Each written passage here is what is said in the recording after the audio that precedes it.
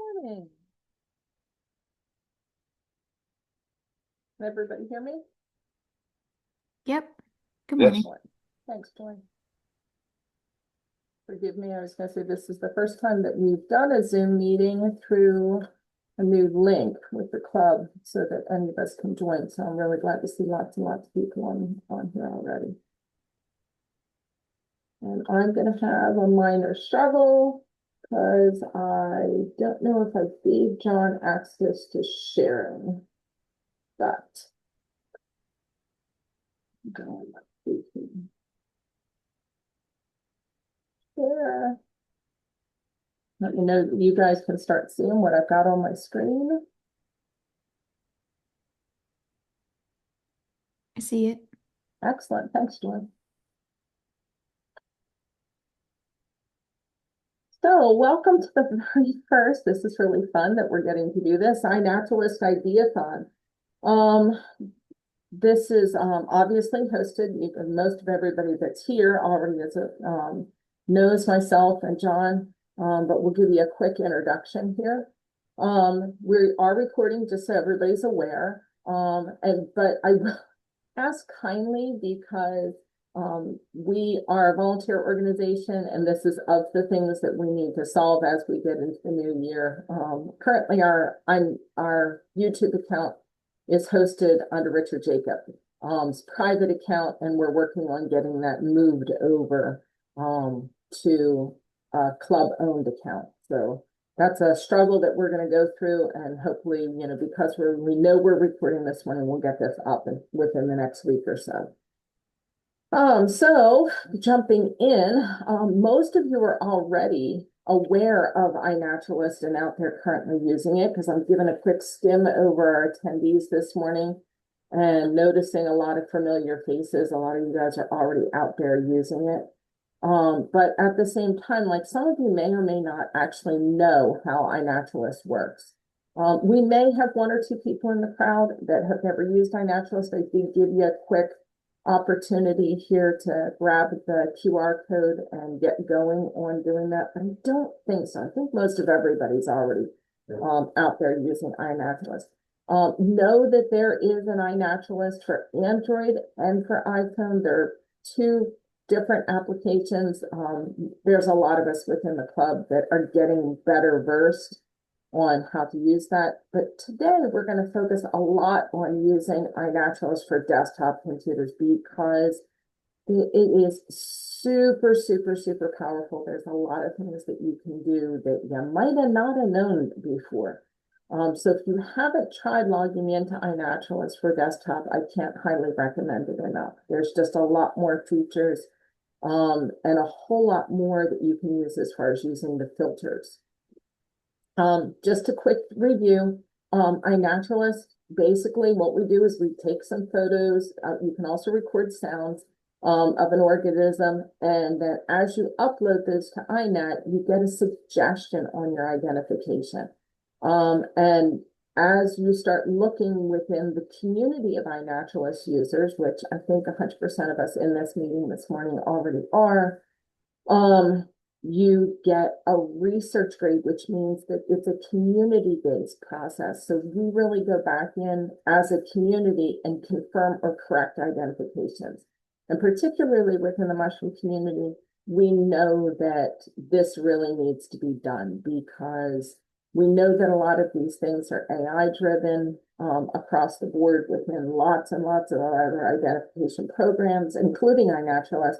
And those observations aren't always correct. So we want to get a consensus on the ID and then we know because iNaturalist has made this, there are lots and lots of science-based individuals that are using our data out there to do research grants, monitor global warming, various things all throughout, the entire science community.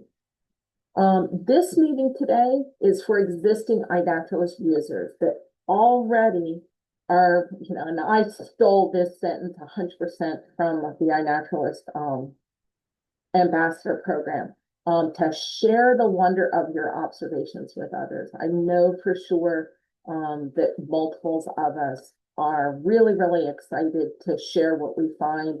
I know I won't even take pictures. I won't even use my microscope unless I can take pictures of what I'm actually finding, because I depend on individuals like John to look at those spores and say, yep, you're correct, or whoa, you are way off base, girlfriend. So that's really, really important to me. But sharing your observations with others is a key element here. And one of the big things that the iNaturalist Community Ambassador Program emphasized is, and this is so, so true, is we can't all be experts, and experts can't be everywhere. So they depend on us because we're out there at the right place at the right time looking at things, and iNaturalist gives that ability to share that information with tons and tons of people. For today's purposes, one of the big things from the Western Pennsylvania Mushroom Club perspective is we look at how vital that button program is. Lots and lots of us have earned our buttons. Some of us wear them, some of us don't wear them, but there's lots of people working on getting their first button or their next button. And I'll spend a minute discussing that button program and definitely look at explaining anything that anybody doesn't understand on that as we progress through the meeting. And that brings up a really great point, is that because we are such a small meeting, please don't feel like you can't unmute, raise your hand during the meeting, politely interrupt and say, hey, I have a question. Lots of times, big meetings, they say, put it in the chat. We do not have a big, huge body of people, but I will also have a question and answer session at the end if you're more comfortable. So then moving on, like if you're working on being a club identifier, we know that multiple people within the club are working their way towards being a club identifier. And I'll discuss this late in this slide deck this morning, that it's a little bit different being an identifier on iNaturalist versus being an identifier recognized by the Western Pennsylvania Mushroom Club, because we actually use the exact same term. But at the same time, and then I know also on our website, we can refer to as a walk leader. A walk leader is a slightly different person than an identifier. They're just somebody that, you know, lives in a local community and says, hey, I've got a really great place to hike that I seem like I'm finding lots of mushrooms. I would like to lead a walk. And then we go, great, let's find you some identifiers. And then finally, like this morning, like there's lots and lots of us that are going, I'd love you to look at my iNat and say, get more of my identifications up to research grade, or understand why I'm not seeing why some of them are up to research grade. For those of you that are doing this for the very, very first time, and you are brand new to iNat, and even those of us that are way experienced at iNat, Julie and Sarah did a really great recording back in September. I can't emphasize enough how great that one is. It is on our club website. Feel free to take a look at that because there's so many little tips and tricks that they wove into that. You know, that don't hesitate to go back and look at that. And as you get your notifications for meetings and various things within the club this year, I actually have a link for that built in for every single time we host something. This, you know, we get an email notification out to everybody. So there's never a bad time to go back and look at that iNaturalist 101 that they recorded in September. Oops, I do not need it to launch them. Go to the next page. Okay, so let me really quickly introduce John, because John is, if you didn't read the newsletter earlier this summer, John is one of the founding members that started the club way back in 2000. And John really started this Button ID program. And the official title of the Button ID program is the John Plischke III Award for Mushroom Knowledge, if you didn't know that neat little tip and trick. I always find that interesting because we just, you know, quickly shorten the words. But John was recognized in 2017 by the North American Mycological Association with the Gary Linkoff Award for contributions to amateur mycology. I can't emphasize that enough, just how much John gives back to the community. I mean, he's an author, he's a mycologist. Um, he is, yeah, a ridiculous wealth of knowledge and a very, very generous individual. And as of mid-December, John, you might want to jump in and give me your latest number here, but you had 24,000 observations on iNet. Are we still pretty close to that number? Yep, you're muted, John. I haven't put many new ones on. Okay, I've one put on today.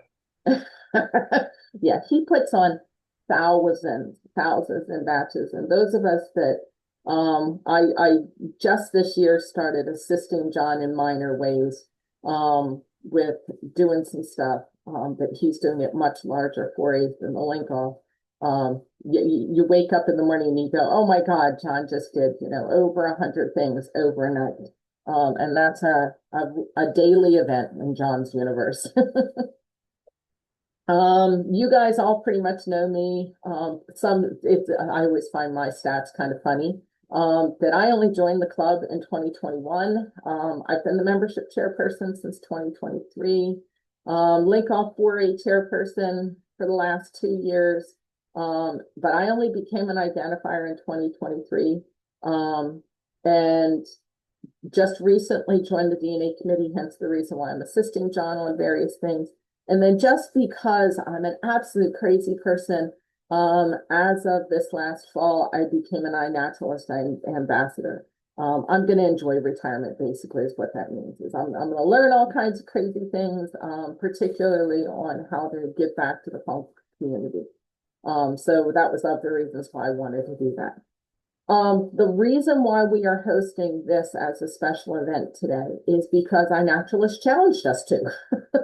They are having this across the board from December 15th to January 15th. And again, like I had said just a moment ago, you don't need an expert to identify on iNaturalist. It is a totally different thing than being an identifier for the Western Pennsylvania Mushroom Club. So if you're out there looking at things and you go, yep, that's a turkey tail, you too can jump in and say, confirm that.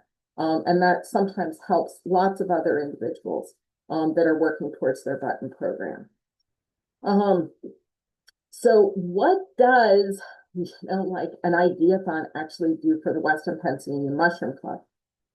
Besides the fact that we share all the wonders of our observations out there, you may or may not have noticed on the About the Club section of our website, you will actually see this scrolling little bot that runs there that if you plug in the Western Pennsylvania Mushroom Club project, which is the WPMC Western Pennsylvania Fungi Project, right there in the big orange arrow, and we'll talk about that multiple times during the meeting today.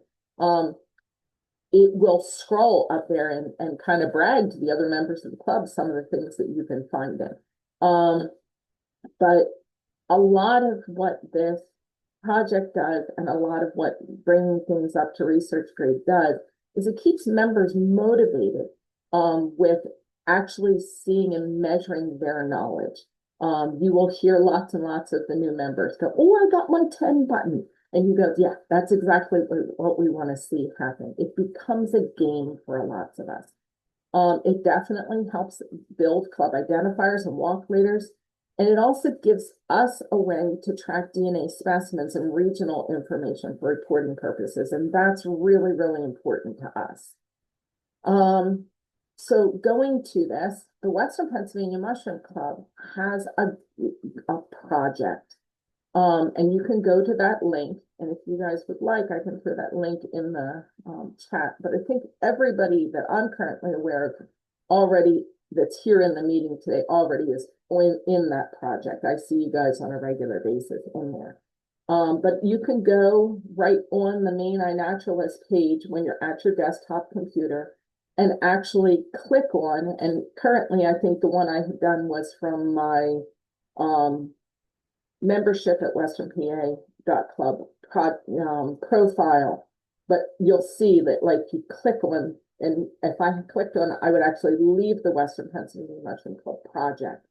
But if you do it from your phone, you actually go into under your picture and look for projects, and then you can jump in. And I use the Devil's Hollow Conservation Area project whenever I had set up this slide deck.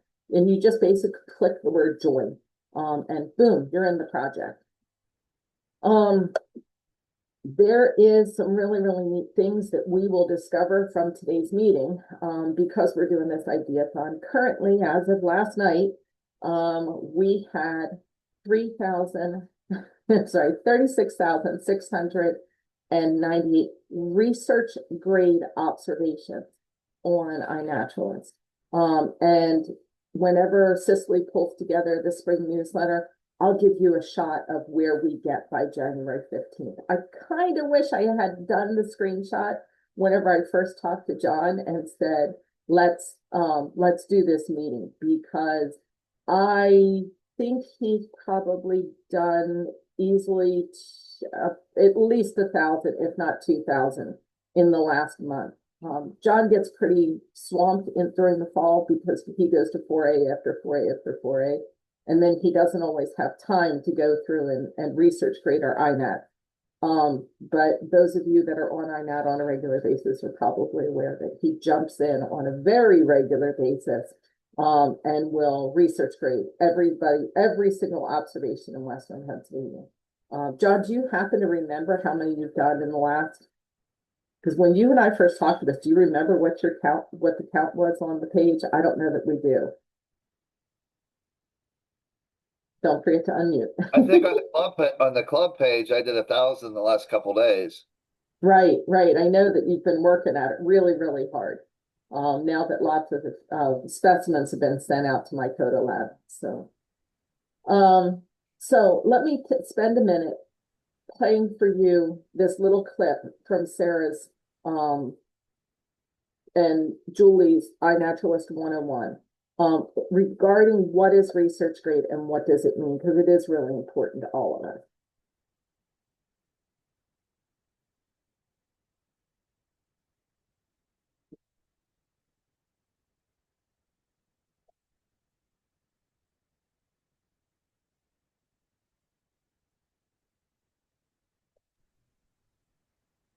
Hey, Dawn, I'm not hearing audio on the clip.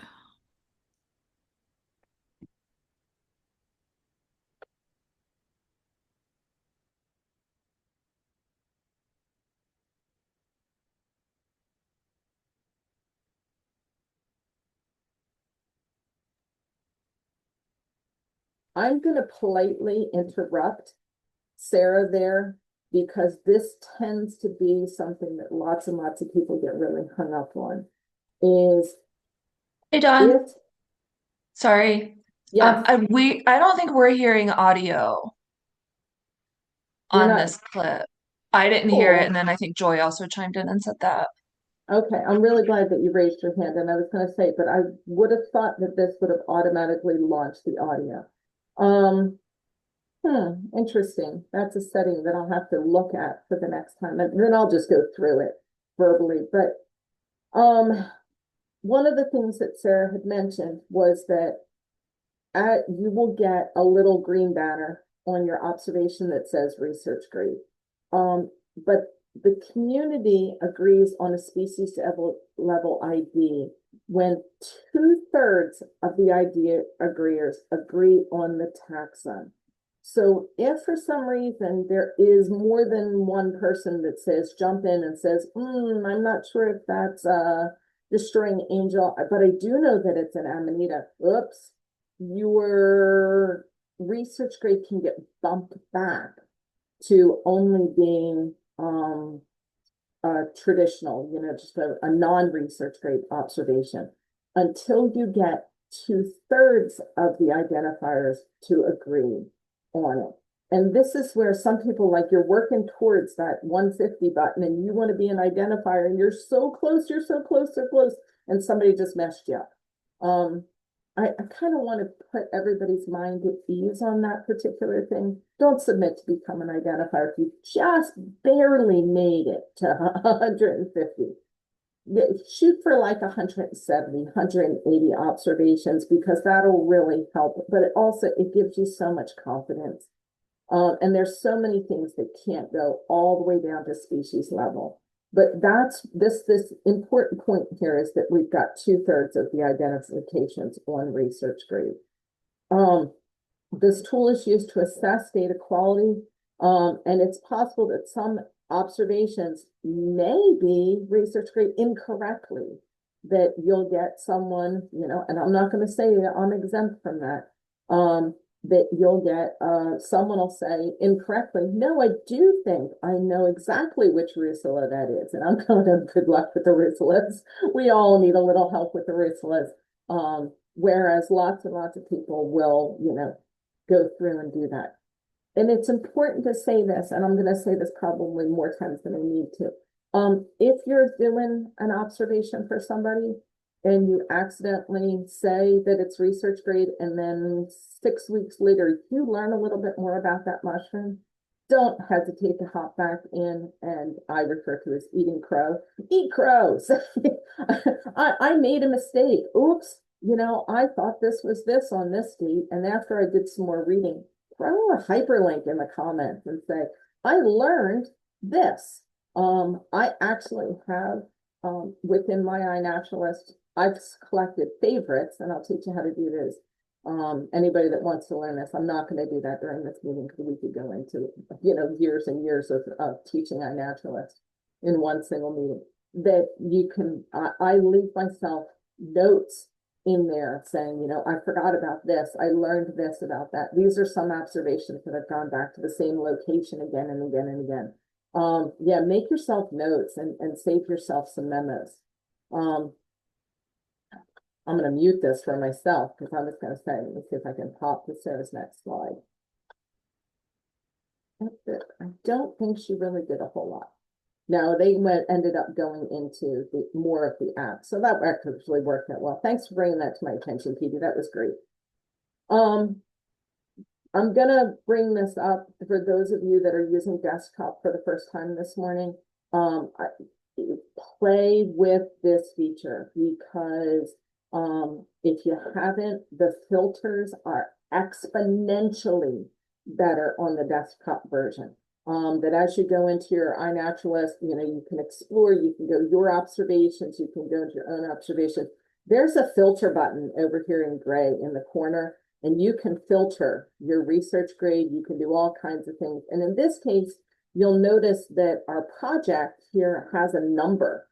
And that's iNaturalist, their web coding behind the scenes. They actually use the Western Pennsylvania Mushroom Club's project as a filter, which is 11556. That's information you really don't need to know. You can type in that particular project, but there's so much you can do with these filters. Real quickly, I want to go over the button program. The button program is obviously a great way of learning new mushrooms, getting members started, rewarding you as you get through and you get more progress. I've already mentioned that we get identifiers and eventually mycologists out of the process. You have to have 500 observations and be approved in order to do that. But it really is a great way to motivate members to document what we know. The program started in 2009. We all, those of us that are in the club are aware that, you can get a kids one. We've got, the 10, 50, 75, all the way up. I think we can all the way go to more than 4,000 at this because of Kara last fall hitting her 1,000 button.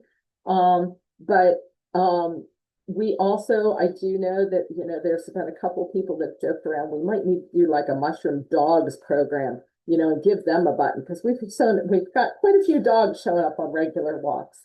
But club members can develop and maintain your own list. That's really what it boils down to. And know that you can tell how far you've gotten in the process on your research grade. I will do a real quick review because I can't emphasize this enough. Even iNaturalists themselves have brought this up to us. Mushroom observations in our on iNaturalist. If we can, please include a location, even if it's a general one. and include those photographs. It's really, really important. But when photographing mushrooms, please make sure you take multiple photos, including images of the underside or spore-bearing surface. And don't hesitate to throw an extra picture in there that's backed up. That's gonna include your tennis shoes, whatever it takes. But those ones really, really help a lot of us go, okay, you were in oaks or you were in a conifer location. That's a huge key to identifying our mushrooms correctly. When we're going into the button program, you do have to have your mushrooms identified to species level, and they have to be research grade, which unfortunately means lots and lots of those Russolas aren't going to count, but that's okay. The research green means that the club I can't see for a moment. Your research green means the club or an iNaturalist member, mycologist, or some type of identifier there agreed on your idea. Again, this is community based. When you reach your appropriate level, whatever level you want your button, submit your list to Julie. And it's button ID at WPA@mushroomclub.org. And I'll go over this right at the very end on how to submit that again. But yeah, we've got information out there on the website. I'm going to take a quick moment and go live because my husband was willing to be the victim this morning on his account. So somebody confirmed for me that you are seeing Matt's iNaturalist. Yep. Hey, thank you. Good thumbs up. Thanks, Isaac Mary. So my husband was willing to be the victim this morning. And I'm going to go through just one or two here of his, because I know for a fact that I'm looking at what he's calling oyster mushrooms here. Oysters, oysters, oysters. I'm going, are these? These are really, really teeny tiny. I'm looking through his pictures, but he's got some nice pictures. There's one's nice and clear.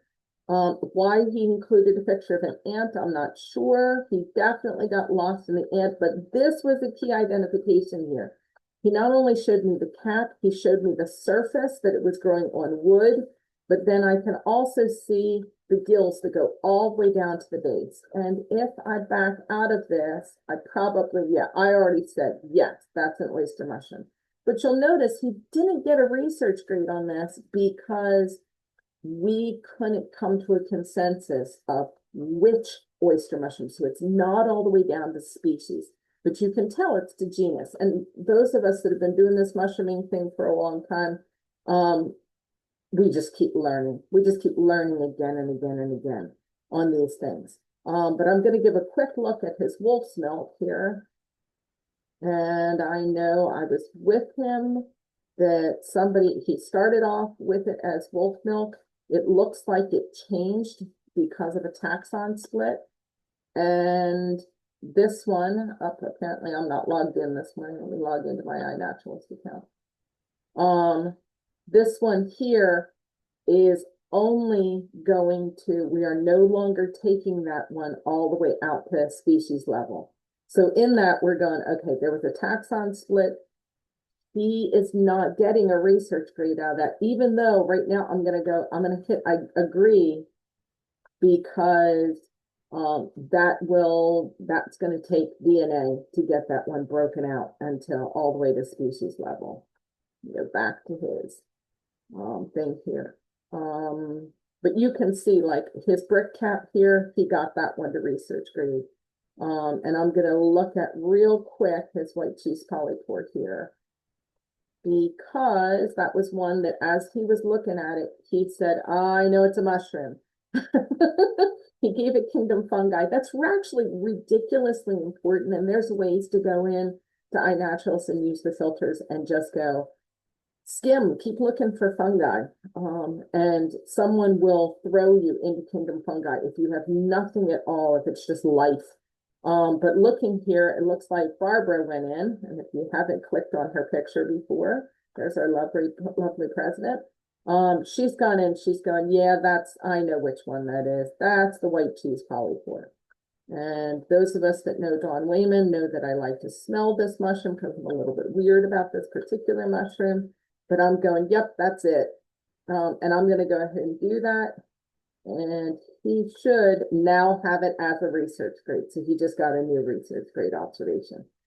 I'm going to hop out of Matt's account just because I don't want to bore you with watching how we do that. But that's the basics of it. One of the tiny things that I want to bring up here, though, is that some of us have gotten into the habit, because it's a really great feature on iNaturalist, just to learn more. I can go to Matt's account and I can follow him. So that makes it so that particularly, and I think Joy and I had this discussion a long while back. I know Katie's one of them, Teresa's actually one of them. If I go to my own personal iNaturalist account, I follow a ton of people, and I do it because I get out every day. I'm also an identifier for the club.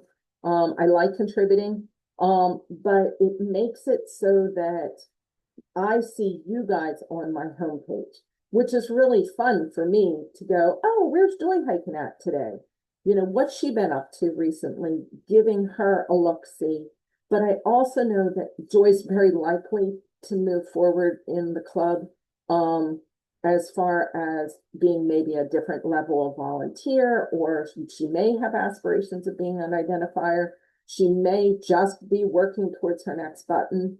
And I'm going, oh no, I love helping you guys get through that process. So in that, I'm following her so that I'm not missing any of her observations if I can avoid it. I don't go on iNaturalist daily, except for during the season. During the season, I feel like I'm on there every 5 minutes. But you can, if you want somebody to follow you, or you want any of, I can't say enough positive things about Bobby, as well as Dirk Capo. They taught me tons and tons and tons of things about mushrooms. All it took was me saying, would you follow me? Would you watch me and keep an eye out for me until I hit my identifier badge. And even now, like as I'm working harder and harder towards lichens and slime molds, there's a couple of people out there that I've asked for assistance. It doesn't matter whether or not you upload a single picture or 1,000 pictures. We're happy to look at them. Shreve Kormeister uploads hundreds every day of all kinds of stuff, and it's kind of fun to see how people progress. John himself has had thousands and thousands of identifications on iNaturalist. He is the #1 identifier in the US, which is really, really cool. And this is where I'm going to hopefully successfully turn the meeting over to John and let him start into some of his processes here. So John, let's see if we can get you off and going.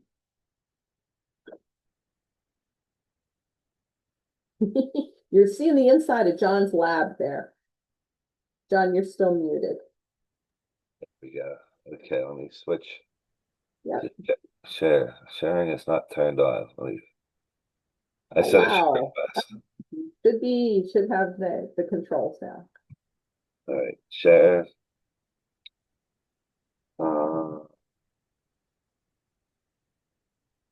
And I'm gonna hit stop share on my end. All right, we can see you go like, oh whoa, my goodness, we got quite a turnout this morning. I didn't realize we had that many people lingering in the wings. Hello. Who's Cat M? Is that sharing now? I'm seeing you, John. Okay. I guess a couple things I probably should go over. Like when we were looking at some of Matt's photos, when you were just showing his photos, I was like, I didn't see that some of those photos when I've been through those dates. And I was saying to myself, how come I didn't see them? And some were added to like the Linkoff foray, but they weren't added to the club project foray. And that takes forever. Like if you're doing it one at a time and you have 1,000 photos, that could take you forever to go back and do it. And I'll show you a way to do it all really fast. You can have it done in 3 minutes or something like that. So right now I'm at my home screen when I sign on. So what I want to do is I want to go to community. I'll go to the community.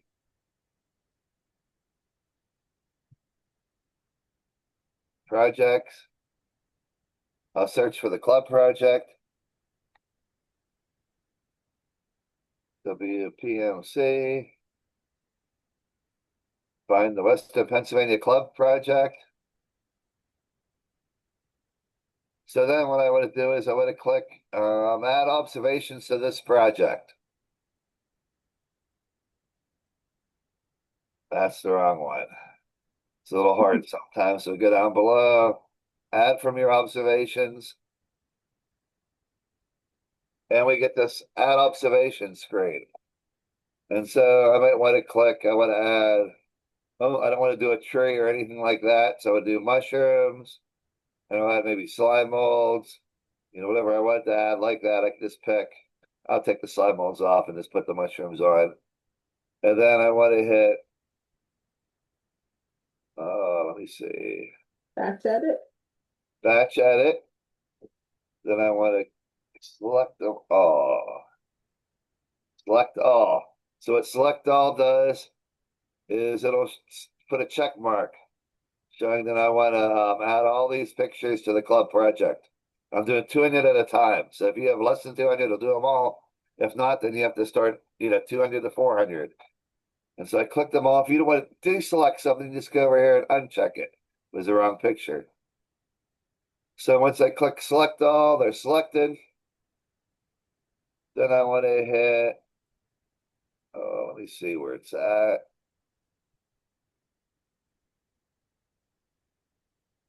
Add the projects. Add the project right there. Add the project. I'll just come down and find WPMC.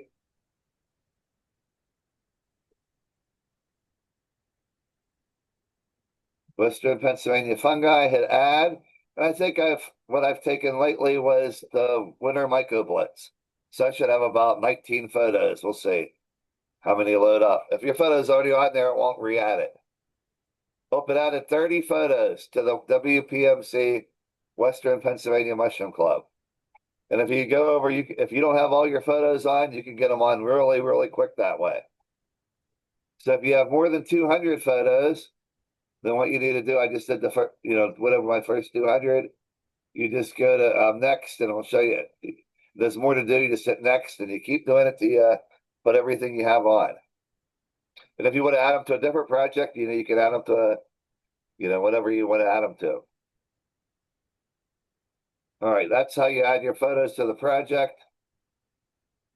Let me go out of here.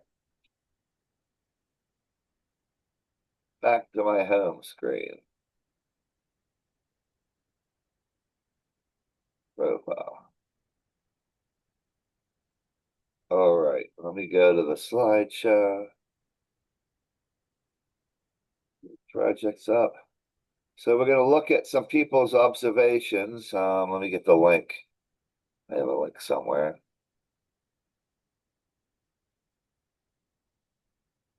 Always.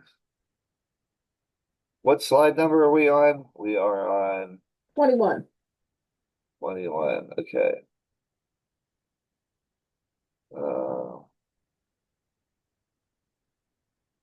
Note that John and I are not anywhere near as smooth as Julie and Sarah. For those of you like keeping score out there, we try. So if I want to identify, let's go feel volunteered. So I identify. Then I'll hit filters. I'll click casual research. More filters, person.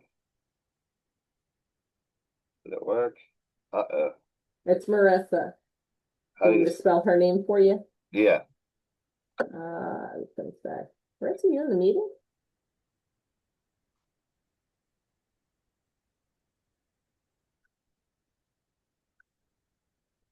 Marissa.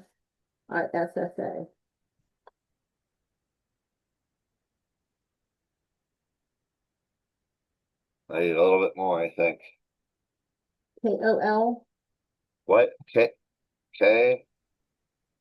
O L. You know, I was gonna say, oh, I apologize, I wasn't looking. Her profile is, she is PGH Hiker Gal. What is it? PGH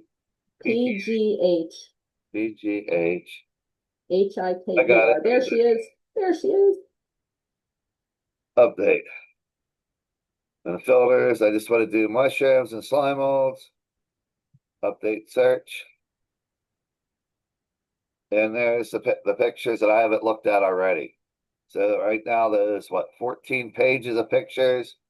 If I go to the filters and did what reviewed, I looked at 24 pages of the pictures that I put some type of identification on, and I still have 14 pages of 30 to do.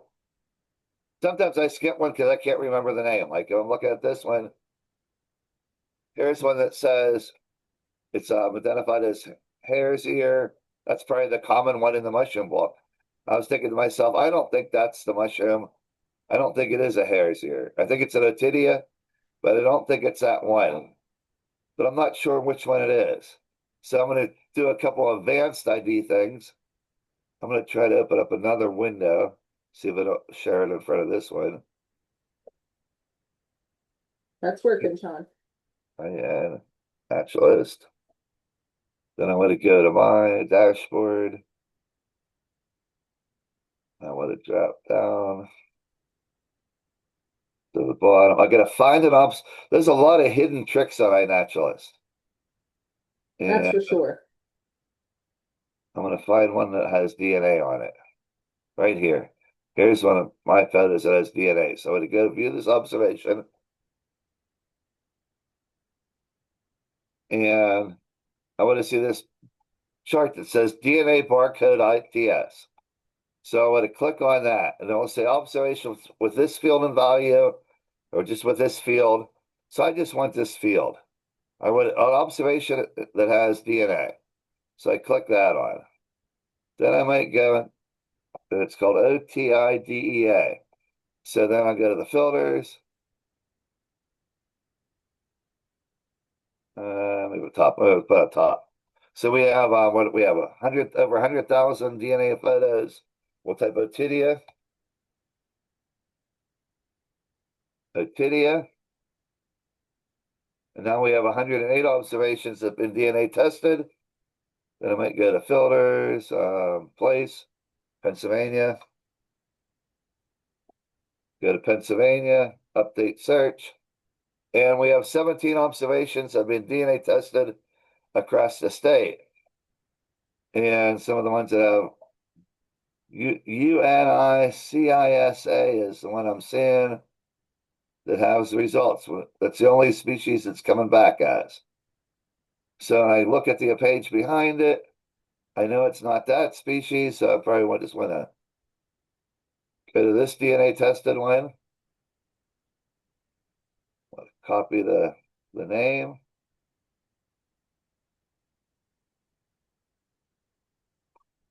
And then I want to come to the other page, add ID.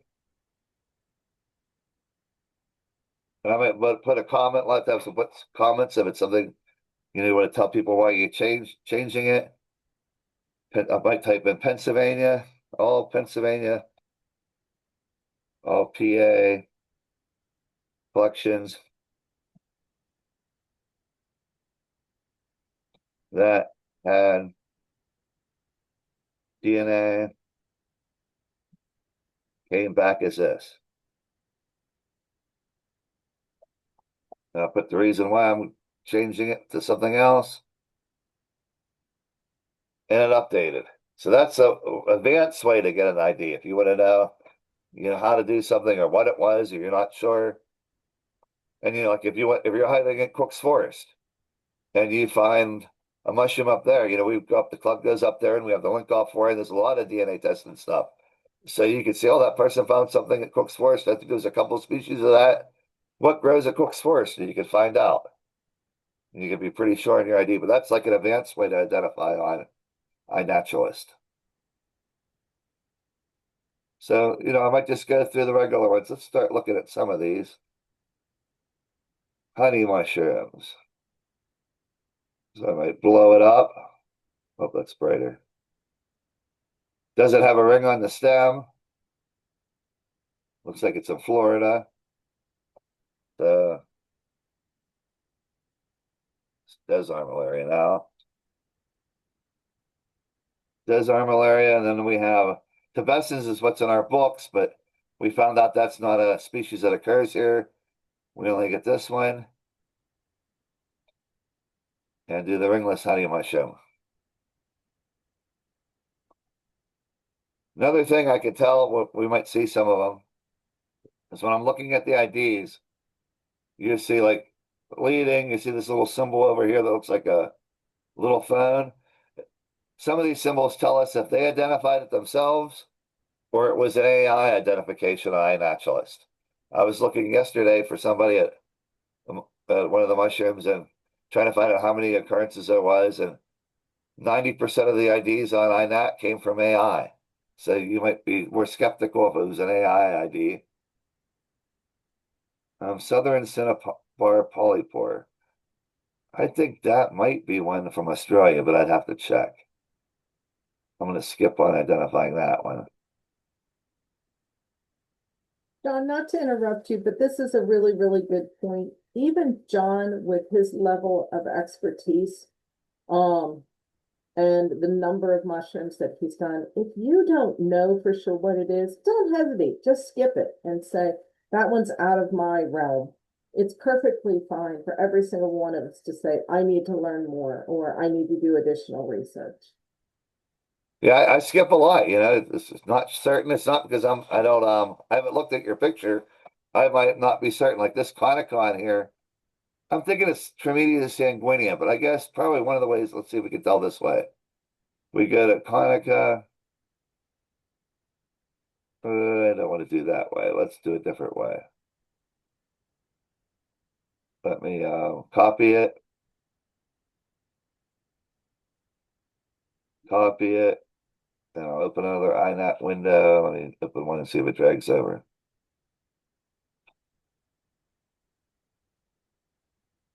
This is my new iNaturalist window up now? Yep. Okay. So with it, go to explore, put the species name in. And I see like, they're using it here too. But sometimes I'll see different species that only in Australia. See a lot of Australian ones. I think AI, a lot of times they suggest stuff doesn't occur in our region. I'm wondering, I think it's probably Tremedius sanguinea.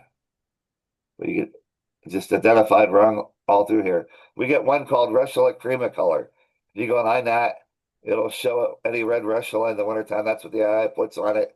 It doesn't grow in the eastern United States, but the AI just does it wrong. I can't tell for sure, but I think it is maybe at ID.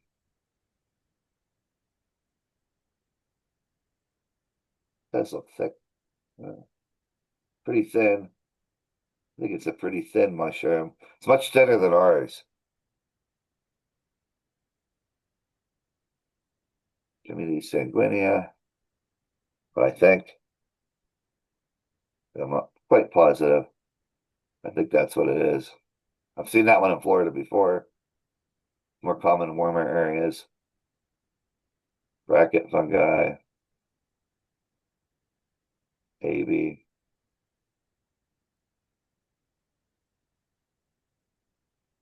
Can't tell if that's it or not. Usually I see this one at the bases of oak trees. It looks like it's a good some type of wood. I just can't see enough detail. Bluet. I look at the bluet, sometimes I'll scroll through. It could be a court. You want to say, said a little bit of a cretina on there. I'm not sure. I see any, looks like I see rust on the gills. I'm not sure of that one. I'm skipping it. It could be a bluet. So noting while you're in there, John, on that bluet, I mean, one of the big reasons why we're hesitant and cautious, particularly on things like bluets, is because you don't want to accidentally misidentify something that's an edible, which is a bluet, with Cortinaria iodes, which is toxic. So exercising caution is, really, really, really important when you're looking at those particular ones. I'm thinking it's probably a quirk because it might be a Cortina that we're seeing close up there. And I'm looking at the stem. I see some rust on the stem. It looks like a rusty spore print on the stem. The bluet should have a whitish colored spore print. We shouldn't see this rust on the stem. But I'm not 100% certain, but I'm thinking that could be a quirk. I'm going to skip it.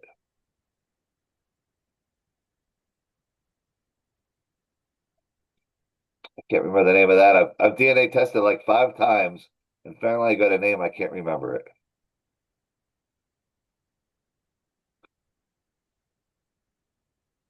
Colorado, Margin Ada.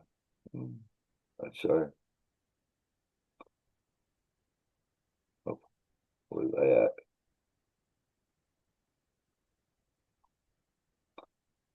I lost my place. Okay. I know we don't have, I don't think we have Hebeloma cruciforme. I can't remember what ours is, but all the books use this name, so I think probably the best thing to do, for that ID, I'd probably have to go back to iNaturalist, maybe type in Hebeloma,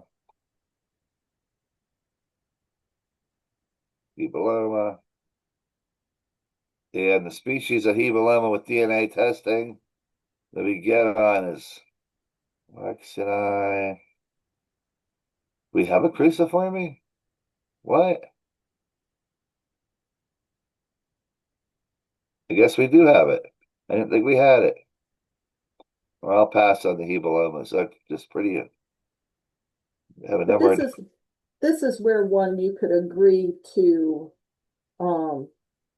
family or genus level and not necessarily go all the way down to species. Yeah, I don't want to agree to gene. I don't like to do that to people. I don't like to take if they have an identification. I'm not sure. I don't like to take it out because then they lose the species. If I'm not sure it's not that. So sometimes I'll just skip. Icena.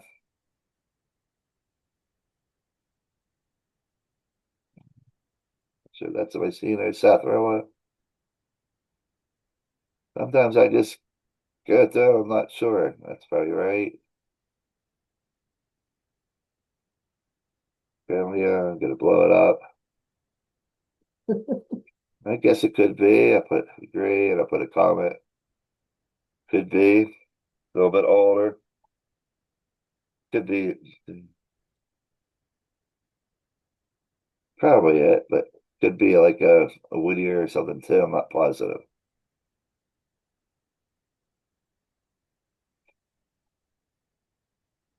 What do we see on that? Trying to look for the chicken fat colors.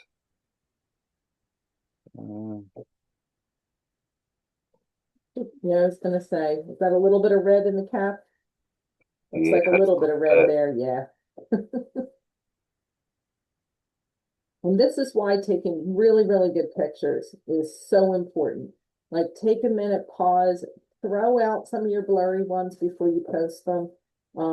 Actually, take a moment to care. But it really helps individuals like John and myself a ton. Dawn, can I ask a Yeah. question? Yes. Please. Particularly when you're working on boletes, and I'm not good at boletes. So Welcome to the club. I found one in the field. I just identified it to the bolete family till I could get back later and look at it look at it and talk. I talked to Josh. Right. And so then I changed it to something I was more comfortable with.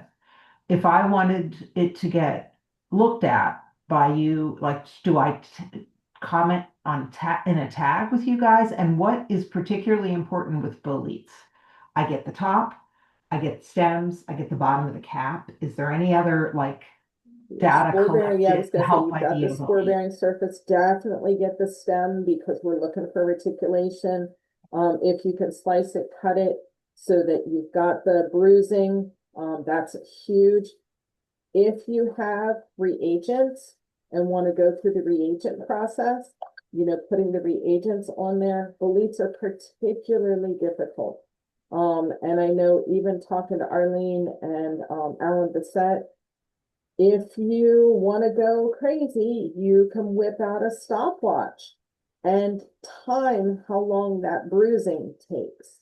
I do know it's Kevin Hoover over at the Central Pennsylvania Club is building another Pennsylvania-based information specifically on the bicolor boletes, trying to get those even more done. But boletes are particularly difficult. So absolutely every bit of information you can give is important. Yeah, like if you want to get help, like on this one, you can get help, you can put at and type the user's name. If you wanted to ask to help. I don't usually get to those. I don't see them all. I might answer a few. I have like, I don't know, 2,000 pages of iNat notifications on my Facebook I got to look at, but I get too many. Like if you look at let me close this page real quick. Right up top on the top corner, you can see I have 10,000 notifications from the last week. It maxes out at 10,000. Yeah, and Jessica, thank you. I get too many just because I have so many IDs on iNat, and I have like 500 people who email me every day or message me on there, and I can't catch them all. But I wouldn't do that to you, but I get Jessica's point. I didn't slice this one, and I should have sliced and photographed it. But if you like Facebook me or just email me, I'll go on and look at all your stuff. It doesn't matter. I just can't see the messages up there. No, I dropped this one in the chat. It's the only one. And if you want to do boletes, a lot of times, a lot of these groups, like at special mushrooms, I'll know who the specialist is. If you get something really rare, I might tag a specialist and ask them. If you don't know who the specialist is, like if you're doing boletes and you say, nobody's helping me, the place you want to do is probably not use iNaturalist. If you can't get any help on there, you want to go to Mushroom Observer. And you want to post your bolete on Mushroom Observer. And I guarantee you, if you put your bolete on Mushroom Observer, there's a guy on there named Igor. And he will be on your boletes. That's all Igor cares about is boletes. That's all he does. He's from New Jersey, so he'll know all the Eastern boletes. And you put it on Mushroom Observer, you will get the bolete identified. So that's a special way to get, extra help. I'm not sure who on iNaturalist, you got, for bolete people on iNaturalist, you probably got Mushroom Dave. Using again, Bill Yule's on iNaturalist too, that gives the bolete talk for the club different times. He's on iNaturalist, so you might want to tag Bill Yule if it's a bolete. And I think he goes by Bolete Bill. Yeah, Bolete Bill. So you go to your bolete photo and put at Bolete Bill, and he'll see that when it comes up. So you got a couple of bolete specialists on there that you can get help from. I used to have a list of who to contact, but I don't keep it anymore. It's hard to remember. It's hard to even remember people on here. If I want to look up a certain person, half the people on iNaturalist, maybe more than that, don't use their real names. I'm like, what is that name? What name are they using right now? Or they changed their names. So where did we leave off at? I was going through somewhere in here. Right here. So while John's looking at that next one, one of the very, very last slides we're going to bring up is how to contact John. John just said send him an email. I'm going to disagree with him. And I say that out of true love. But I was going to say, send him a message on Facebook Messenger is a pretty reliable way to get a hold of him. Yeah. And then within iNaturalist, it's pretty neat. Those of you that may not have tried it, there is an inbox. You can actually send him a message through his iNaturalist inbox. And if it's an iNaturalist item, as opposed to will you come guest speak for our organization, that's a great way to get John's attention. The other thing John just mentioned was various individuals. And once you get going on identifying on iNaturalist, you'll see John's got 6 windows open. It does become a little crazy. But at the same time, you go, this is how you learn. And this is one of the major ways that you go,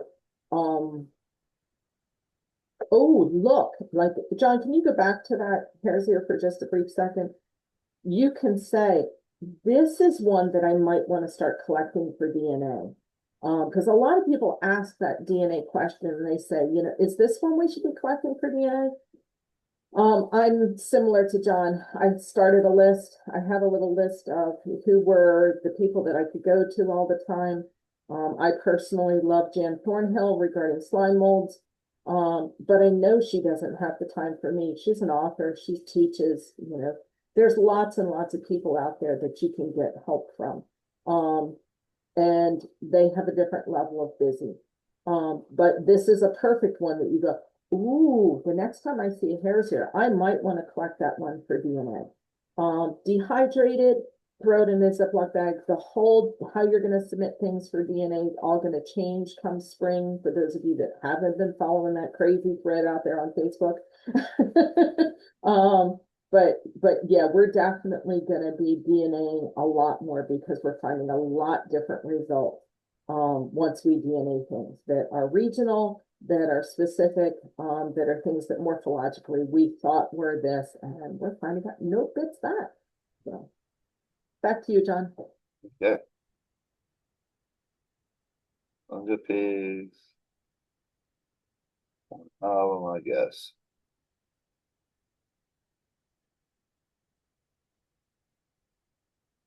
Look at the size. Sometimes I look at the size. Like this is a pretty small mushroom with a skinny stem.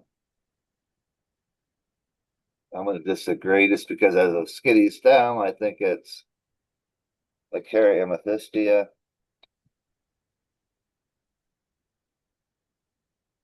Amethystine right there. I'll put stem. If I'm disagreeing, I'll put Y. Stem is very thin, not thick. And what else? I'll put and small. The other one, that Lectera orchiperia, has stems of the mushroom usually as wide as your finger, and usually it's, you know, it's a pretty big mushroom. So I put the reason why I disagreed on that one. Next page. So I didn't get through many of them. I don't. Sometimes some are just hard. That dead man's finger, I'm not sure. Could be, but I'm not positive. It's a state I don't recognize. There's a lot of dead man's fingers. Alaska, yeah, I think that's that.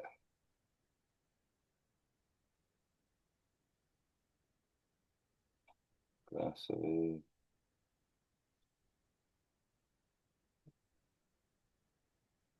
Not showing the Dacromycetes.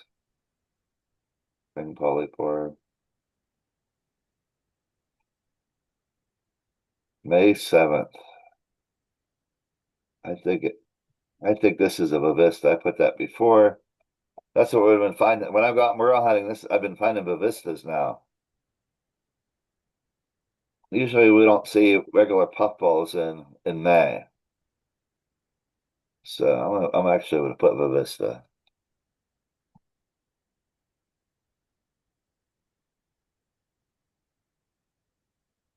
And this brings up another good point is as you are collecting, finding, uploading them, uploading your observations relatively like during the season helps tremendously. I know I saw someone online this morning that had basically done a giant catch up from the last 6 months. And we all understand how busy we get and how swamped our phones get. And, you know, it's the last day of what I call Christmas break for even those of us that are going back to work tomorrow, you know, that you go, oh, we're trying to play catch up, and you go through and you catch up in big, huge quantities. It's much easier when your brain is actively in spring season seeing spring mushrooms, and you're in summer season, you're seeing summer mushrooms. It's just easier on people to identify. So I'm looking at this Piazza. I don't see a lot of distinctive, sort of wrinkly in the middle. I'm not sure if there's a site called Asco France that people use to put their Ascos on there. And if you put a PIs on there, they'd want you to do the all sorts of microscopy picture with spores and different things you'd have to photograph and maybe do it under a certain chemical. And they'd tell you it was impossible to identify this piezo without microscopy. So I'm not going to agree, disagree. I'm just going to skip it because I can't identify it, more certainly. Has to be Praecox. It's other Grassaby. I'm not sure. I'm not going to change it. I'm not going to disagree. But like this one here that we saw, now and they might be two different ones. I don't know. It's definitely not sure if it's. Usually I see Candomycetes, this the one that's in the ID part. I see that growing on wood around like stumps and stuff like that. In the grassy areas. This one's in the woods, so it could be a different one. I don't know.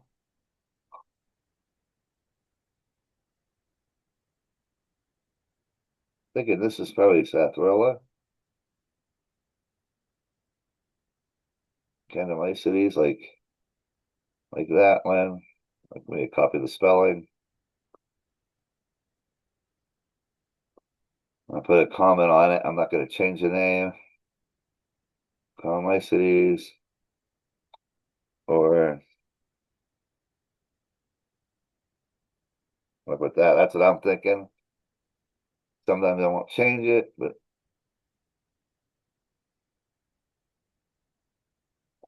it's definitely a Persola, but I'm not sure which one.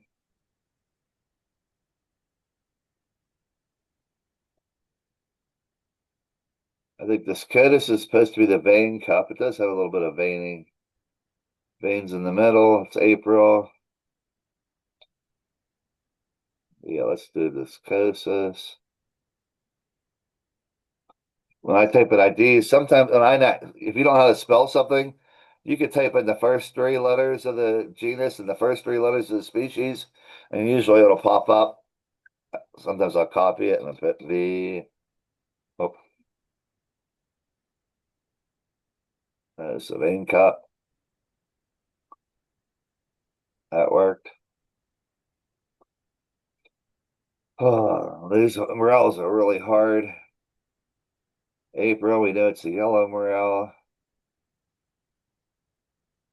John just showed a really neat feature for those of you that weren't quite maybe paying attention. When you're looking at it through the identification feature, you can actually like increase the brightness, increase the contrast. You can zoom in, zoom out. There's a whole lot of little features. And I think right above that little brightness, contrast, you can pop it to full screen, which sometimes really helps.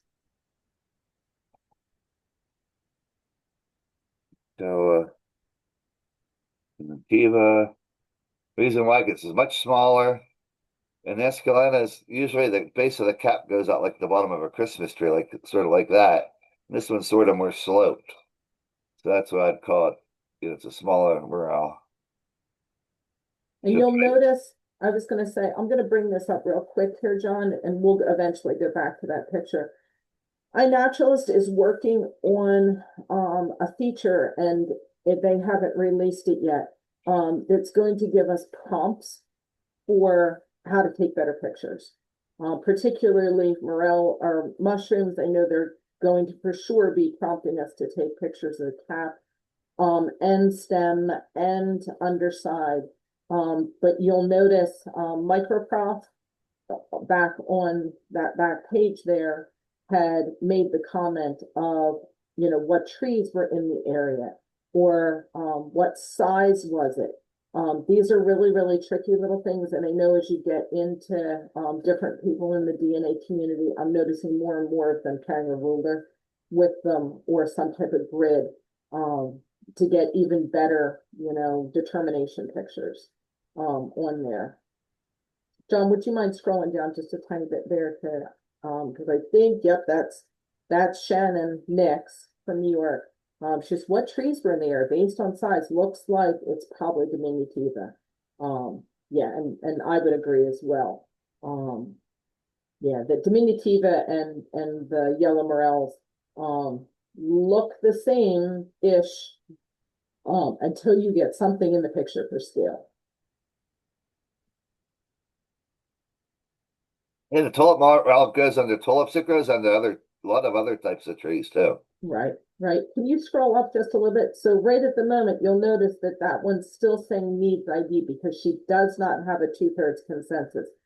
If Marissa were to go back and retract her identification where it says yellow morel, there, she can retract it by using that pull down arrow and switch it to diminutive, and then it'll switch over to research grade. So. Look, they hid there. You can see they obscured their observation, so you can see maybe what county it came from. Can't tell. Yeah, if you want to go through on how to obscure an observation, I know that Julie and Sarah included that. But particularly those of us that are hunting our morels don't always want to give away our morel location. And you can obscure the observation. I usually don't obscure anything. All my stuff's pretty good. That's because you have a very generous heart. But I can tell you, we should talk about obscured. So one other thing we can do real quick, I don't want to leave too much, but so we copy the person's name. And you see how this is obscured. I'm going to teach everybody what not to do if you obscure. If you're going to obscure your morel identification, you may as well just obscure everything you found that day because we're going to try to find the spot. So I'm going to click on her name. It is what, April? Oh, the date is hidden too. Never mind, I won't be able to do it. She's got a picture. If they showed me the date, a lot of times I'll go on there and I'll pick the date on because it's unlikely that they're at 5 parks. And I'll look at the time. And a lot of times it'll have the April and have the timestamp. So I can go on to iNat, put their name in, put the date in, show me all the pictures they took this day. And I saw the one they took at 12 a.m. and the next one's at 10:15 a.m. So you can figure out what park they're at. But this one is actually obscured enough I can't figure that out. But if you have is there anybody in the meeting that would like somebody to go through that particular statement slower? Because John just revealed like a huge secret to basically stealing somebody else's morale. And I will honestly say I am guilty of going back to the car, laying all of my morels out on my tailgate and giving you what park I was in, but I'm not going to tell you exactly where in that park I'm at looking at morel. And it is one of the secrets out there, but I can tell you 100% because I have a red list item that I had multiple people go and try to find my red list. And what I was going to say, and I was Teresa saying, you can wait to upload it to a later date. Actually, that trick may or may not work. You actually have to go in and change the metadata on your photograph if that's how it's doing it. Or you can go into the manual settings in iNaturalist and change your date by a day or so. But yeah, Teresa, if you want to take yourself off mute and vouch for that, you're more than welcome to. I mean, the other trick is if you're just doing your morels to get that counted in your count, you can do what I do, which is go to conservancy land where you're not allowed to harvest them and record them so that you can ring the bell. Woo-hoo, I saw morels, and then not record the ones that you're harvesting. But that won't stop people from picking them though, because I'll pick mushrooms where you're not allowed to pick. I have nothing against that. Come on, John, this is a recorded meeting. Don't be saying that out loud. Well, I do science. I don't consider myself a criminal. I'm giving them the DNA. I'm not doing it to eat. Okay. Well, we can go with that. My rule, I like to say, is I'm picking mushrooms. A lot of people say, go ask permission. And sometimes I might do that, if I was after an edible mushroom. But, what if they say no? If I'm going and there's a giant puffball in somebody's yard, my rule is if it's the puffball is closer to the road than their house, then I'm getting out, I'm jumping out and taking it because I can get to the puffball and back to the car before they can come out and get me. If it's right next to their house, I don't want to go get yelled at. Plus, you don't want somebody to think you're breaking in or something like right against their house, but it's closer to the road. Yeah, go take it. They wanted it, they would have picked it. Would the real John Plischke please stand up? You know, I've done that before. I don't pick too many edibles now, but I've done it. All right, next one show. Where are we at? Right here. Got that page off. If anybody else would like to be John's next victim, please feel free to drop your ID in the chat. Julia Crenula, that's right. A lot of times, you know, if the eye does it, it might call it a different Zydia resica might be the name. That's a European Zydia. So I'll double check to make sure it's our Eastern one, and that's done right. I think this is the old European name or some other name that we used to use for hexagonal polypores. The most common one we have here now is Americana. That's what I'm going to put now.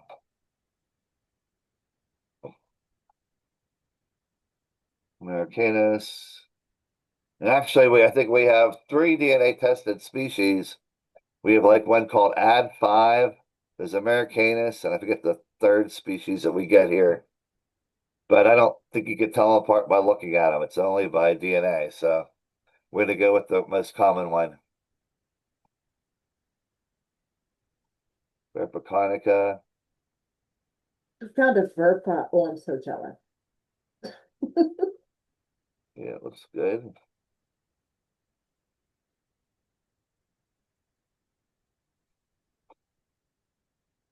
What was that? April 26th. Okay, the 26th. Went earlier. Verpiconica. The Verpiconica. I don't see a lot of those. That's a pretty nice find. Giant saddle. Yeah, I can't tell if it was on wood or soil.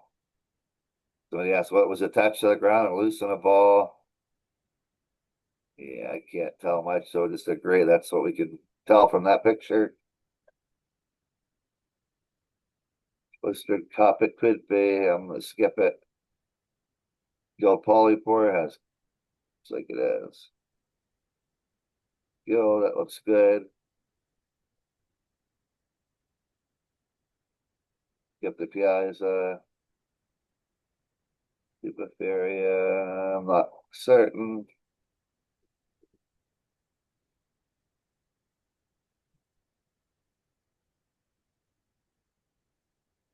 Not certain on that either. That's Poor Savoy in the middle. Look at the area, Whittier. I think that's Tubiferia.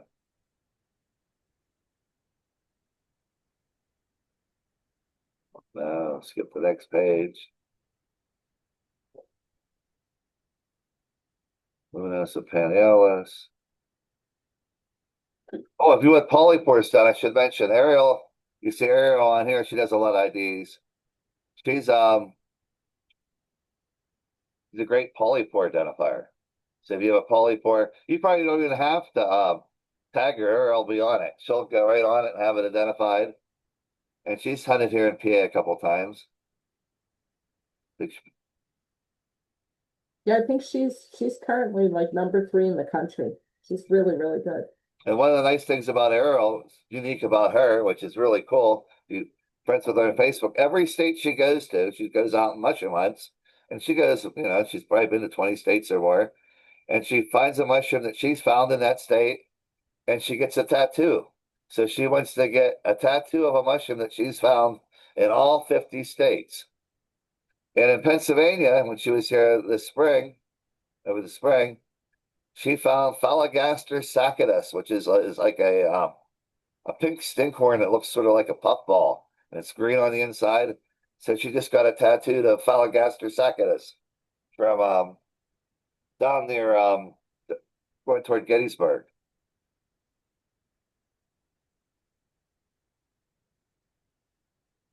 So John, you have 3 other individuals that are willing to go live on their account. Well.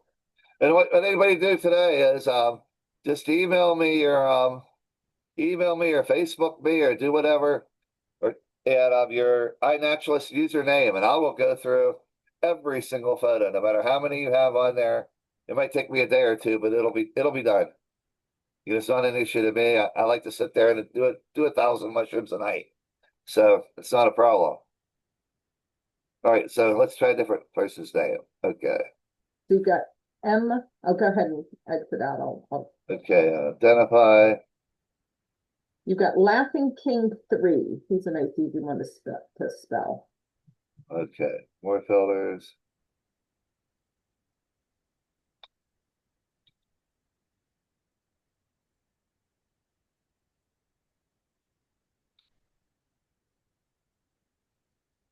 Like the third, yep, there you go. 1, 2. All right. I think that's Isaac, isn't it? Filter. Yeah, I see, I saw a thumbs up there. Thanks, Marlene. I'll just do the fungi. I don't think I put in. This is one I think that this is what the witch's butter is parasitic on, the Perenniporous cinera. So usually these crust mushrooms are really hard to ID. But if you see tremella mushrooms, these orangish jelly mushrooms, all tremellas are parasitic on something. So if you find a tremella, if you can identify the tremella, then you look on the log and you can often identify what the host is. And I know that this is one I can one of the few crusts I can recognize easily. Now I see which is butter attached to it. Split gill. You see these are you see the little symbol there? I don't see an AI. Wait, yeah, there's no AI, so these were manually identified. There's AVI Mike. Mike wrote a couple books with Alan Bassett. I can't remember what mushrooms in North Carolina, maybe. There's a couple different books. He's a real good identifier on here. Film.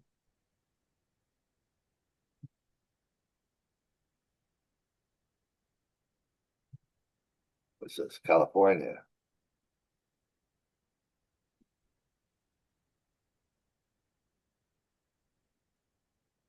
I think I agree, but I'm not sure which one.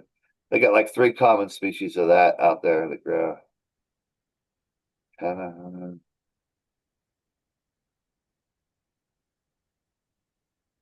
Belum in California.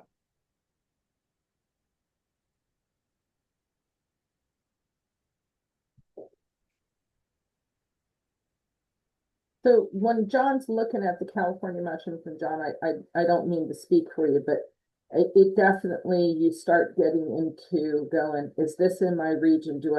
Am I the best, most knowledgeable person to say this? And I did this just recently with a friend in Portugal, because I haven't seen him in 30 years. And I'm going, nope, I can tell you that that's probably a Copernellus or a Caprinus species.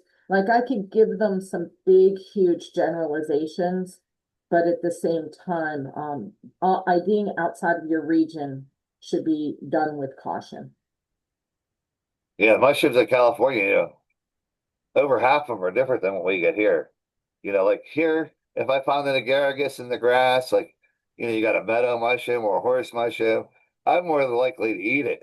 If you go to California and you got agaricus in the grass, over half of them will make you very, very sick. So you get away with some things in different parts of the country you can in other areas.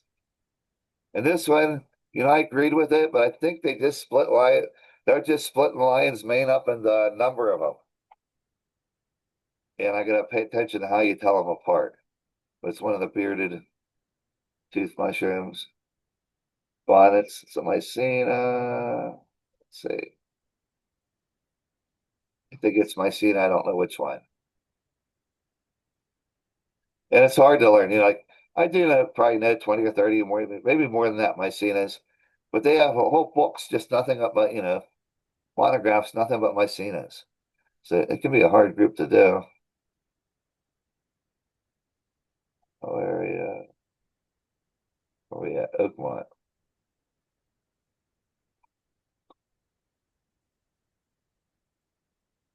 Isaac, are you working towards a button or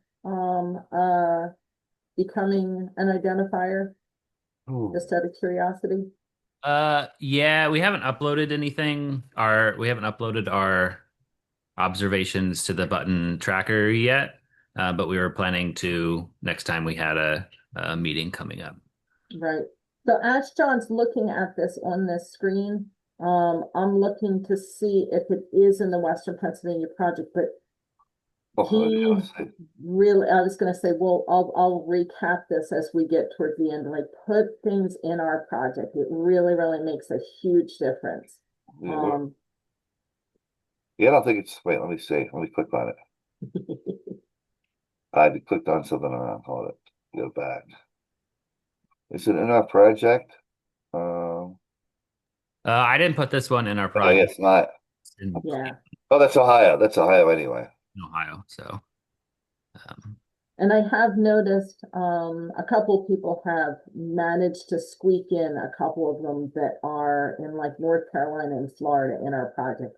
I need to dig into our project and who set up our project Yeah, to figure out how those might be yeah, able to be bumped out. But they are from way back in like 2018.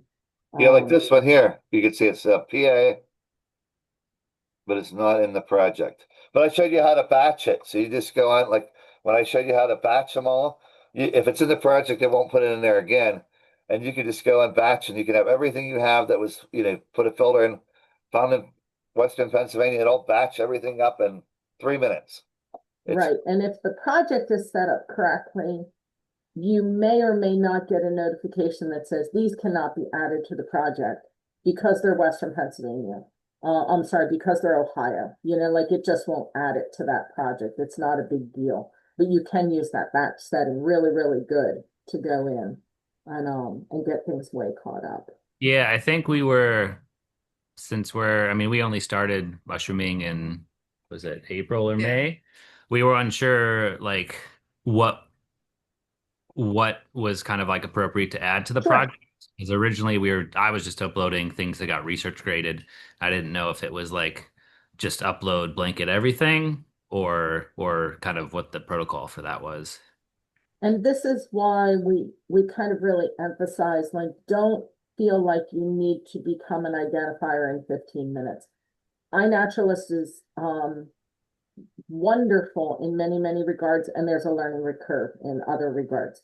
And taking your time and learning, all the little nuances is fantastic. I'm curious to see what John's going to say on this one. I'm like, my gut instinct would jump, and I'm going, oh, and what does the John Plischke say? See, I would have been wrong. the only reason I was saying orange mycena is because the Hygrosity miniata grows on the soil only, and this is on a log. I could tell it's on a log. Well, I can't tell if it's a beach log or not. That I usually see the Mycena leonos on, but it's braided gills. It's on wood, and the Hygrosties are never on wood. Not on wood. So I think it's a Mycena leona, and I should put a comment. Sometimes I don't, but or I just edit this one. Ooh, comment. Growing on wood.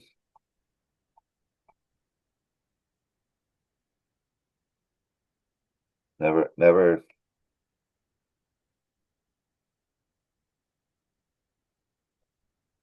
So I put growing on wood. That's good enough.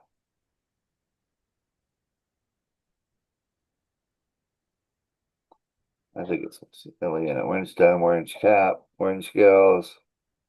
Yeah. And then you gotta go out of this page.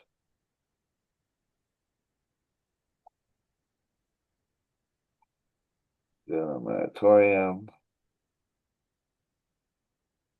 Not certain. There's the Amanita. Has the purple. I look for the purple on the cap. Sometimes it doesn't have to be purple, it can be yellow. We used to we used to say in the books, like if you have an older book, it might say Amanita citrina. Then it might say the tell citrina away from lavandula. You look at the cap, and if the cap turns like violet color, it's lavender color, it's lavandula. If it doesn't have the purple on the cap, and it's Citrina. And I was at the Cape Cod foray, one of the nymph forays in Cape Cod, maybe 10 or 15 years ago, and Rod Tullis, the Amanita expert, was there. And everything came in the first 2 days, we called it all Citrina. Then the third day it frosted up on the Cape, and everything had the purple colored caps. And so then we called it Lavandula. Then we figured out, it can't be all yellow ones the one day and purple ones the next day. The freezing makes it turn purple. The cold weather makes it turn purple. So we took the yellow ones, put them in the refrigerator, and they all turned purple. And we figured they're all Lavandula. Something, stuff like that, you just learn. So I agree with that. It's October, so it probably got cold then. That's why we're seeing the purple. Out there, I think so. Pretty small. Gradient's probably right. Skip some. Drought spots. Chicken fat, we see the orange. Has anybody in the crowd ever tried to peel the cap on those chicken fat mushrooms? It is impossible. Feel free to unmute yourself and type in, but that is of the strangest, weirdest things that I've tried to peel the chicken fat mushrooms, and I haven't found a method. They're just not worth it.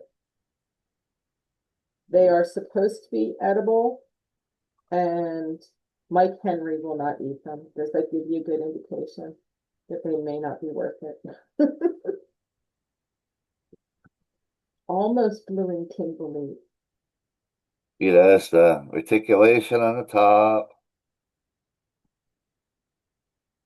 Sometimes on the subcellular, once in a while, faintly gets blue on the pores. You don't see that, but it has a nice dark reticulation, dark stem, conifer. I think that's it. It's one of my favorite edibles. I like this better than the king bolete. It's definitely a better edible than blue sedulous, I think. Mm.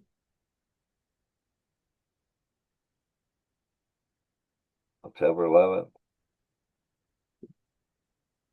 Freezing blue. Yeah. Then I would look like a lentinus. I might look for sawtooth gills, and we see them. One of those ones. I want to come back to that, but it's definitely lentinus. Americanus.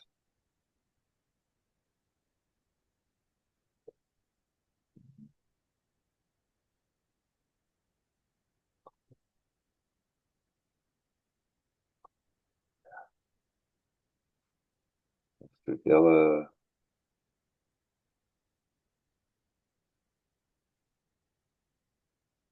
A lot of pictures, a nice picture. I can see it good enough. I'm looking at polypores. I was trying to do a lot of polypores yesterday and blow them up and see if they had pores or teeth. And some of them pictures are too blurry, but this one I can see good. Crack cap.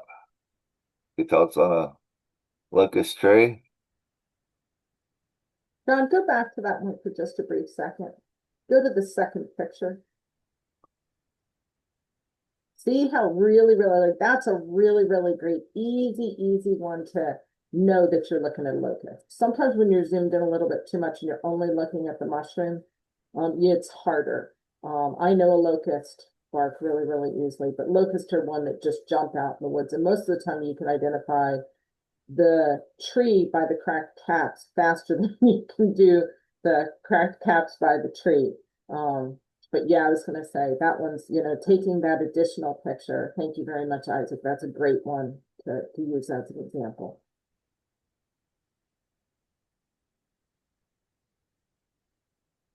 If I go back to that hairy bracket, do they have pictures of the hairs?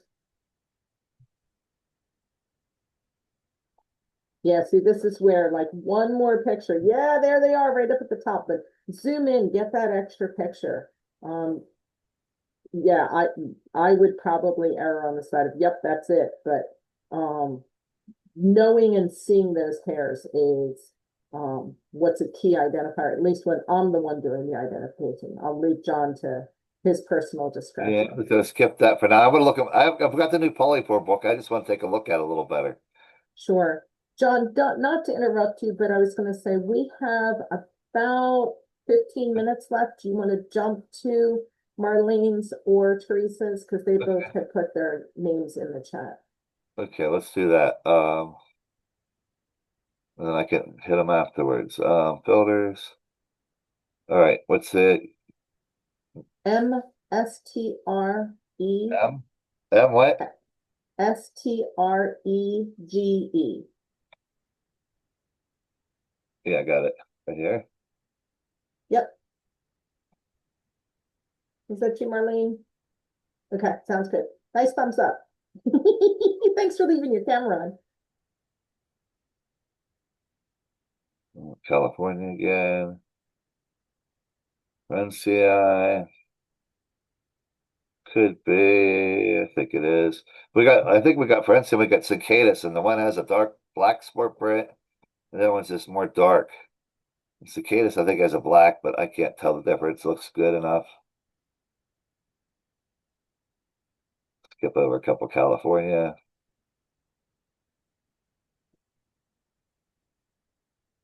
Let me go to the filters real quick.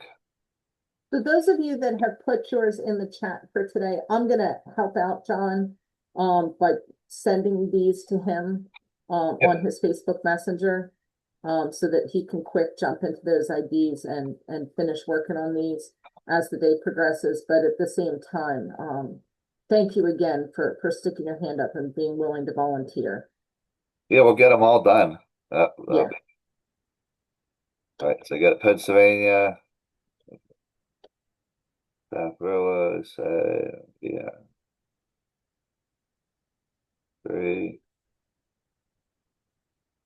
Those agree. Oh, sometimes I'm thinking, I know the book calls it gelatinosum, but I think, I'm trying to think, sometimes it's hard to remember when you don't see stuff often.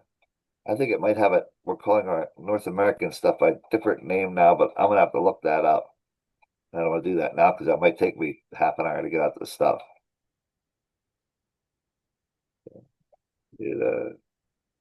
Wow, that's cool. It's got another mushroom. I think long stalk carry stem. Little pin cups.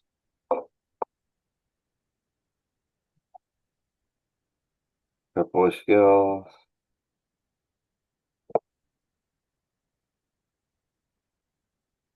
Gill panels. I don't see this one often too. That's a pretty nice vibe.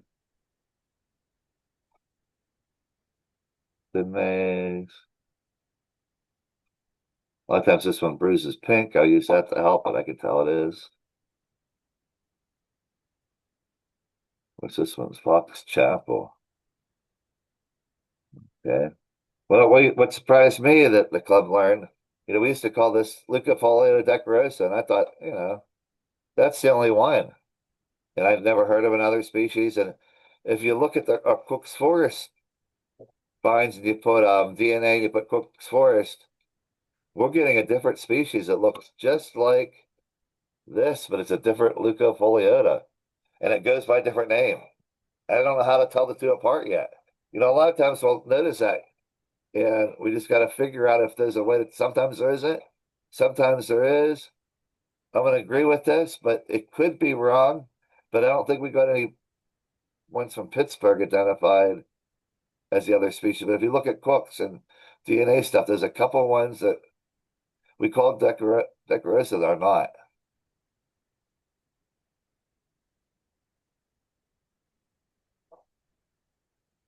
China.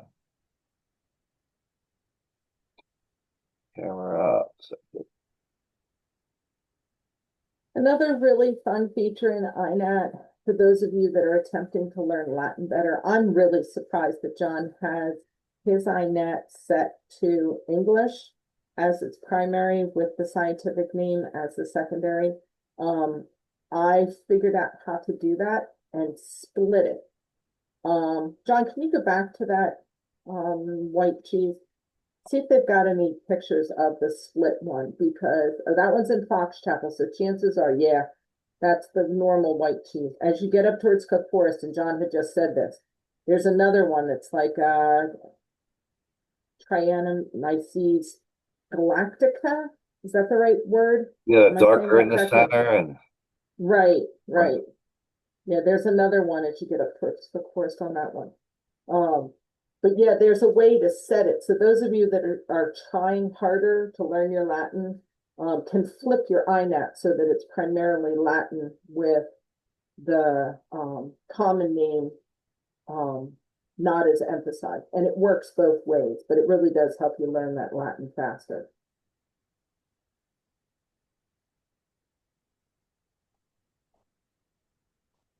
sometimes I've been known, like now I'm taking a good look at them.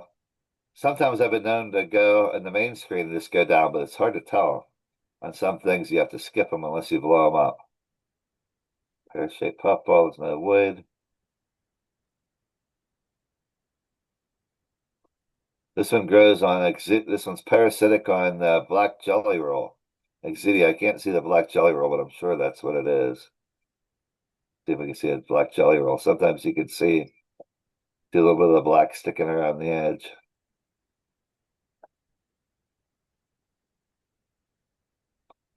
Stick the pea.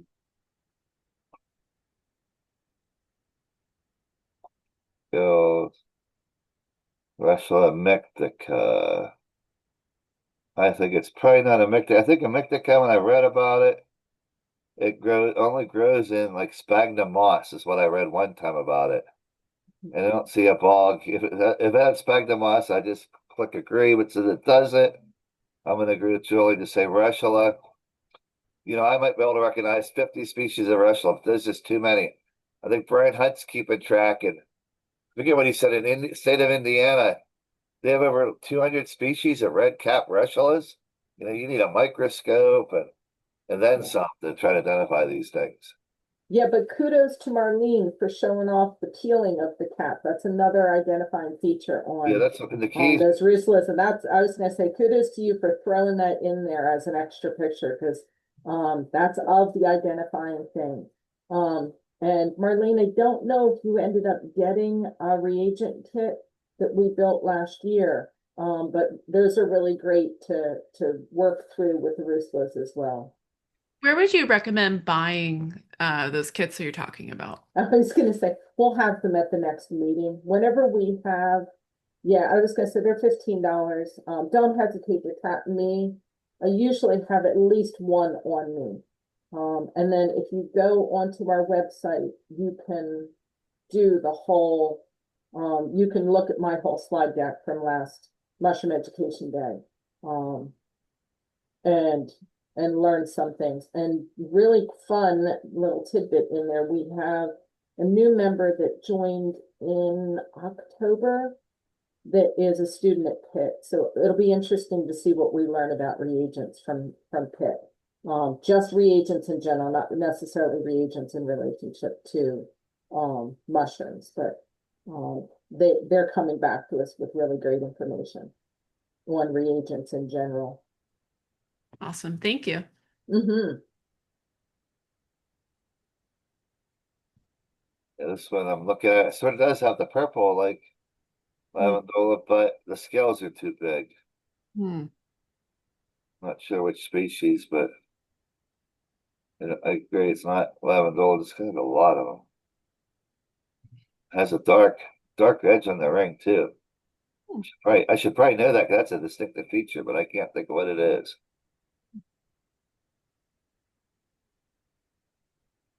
The cargo, it's one of them.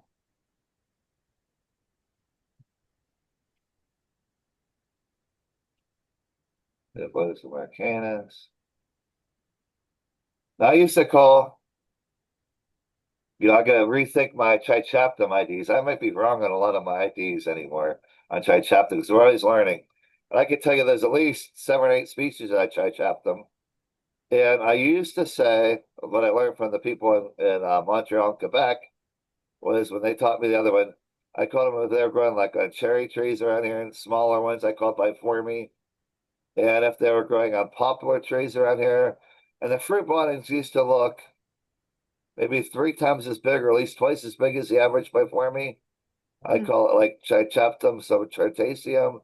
There's a couple different ones.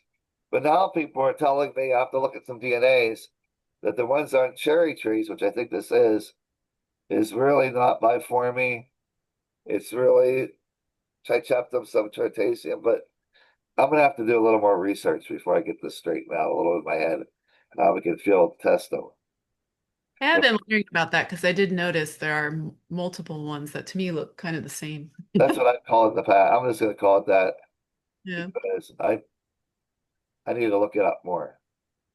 And that's one of the big things is iNaturalist really is morphological. It's heavily morphological. So in that you're not going to get, we don't have fields yet for, that for sure once it's gotten a DNA, observation, like automatically, like, the DNA trumps everybody else's comments. That feature hasn't been added yet. Yeah, and we just have to, go, okay, technology is advancing. So. John, we have about 4 minutes left. Do you want to switch to Teresa's? Okay, let's switch one. A couple of them. She's Oh. T critter. Thank you. All right, let's switch. TCRITTER. TR what? I? TCRI. Wait, I got say it again. T T. C. Wait, CT. No, TC. Let me get my volume up here. All right, go ahead. TC. Wait, I'm getting. Let me hold this by my head. Okay, go ahead. How about if I put it in the chat for you? Would that make it easier? Okay. That. All right. It's in the chat. It's TCRITTER. T critter. TCR. RITT. Yep. There I am. There she is. There we go.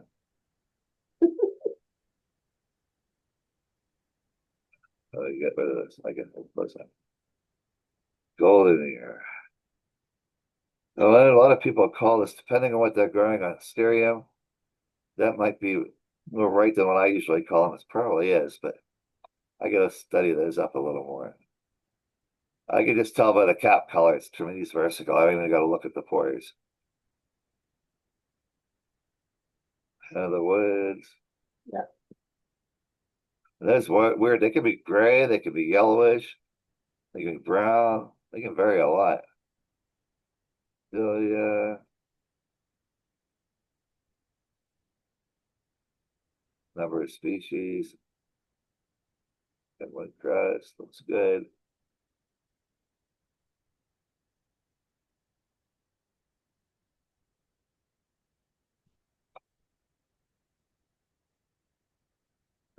White, I see a white spore print underneath, so this has to be armillaria.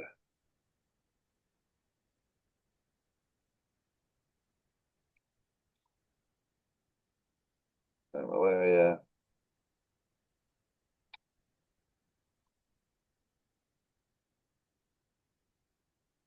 Spore print, not rust.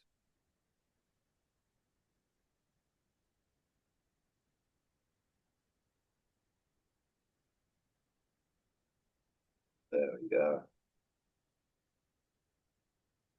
Wood.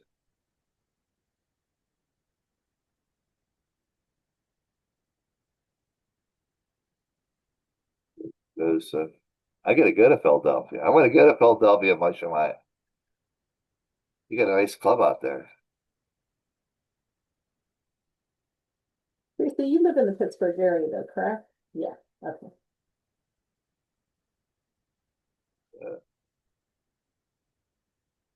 Yep, that. Although I have a bunch from Maryland because my kids live down there, but I don't put them in the Western PA group. But I have some mushrooms that are down there that someday, though, that I'd eat. I understand. I plan to do some when I'm out in Denver. in Virginia this year, so.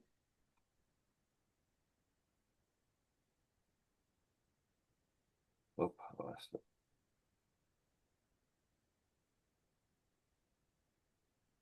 So John, I'm gonna leave you to continue Okay. with Teresa's, just not to interrupt you, because I did send those to you Yeah, over in what's it called? The thing, but I'm gonna go ahead and steal your screen while you're still Yeah. working.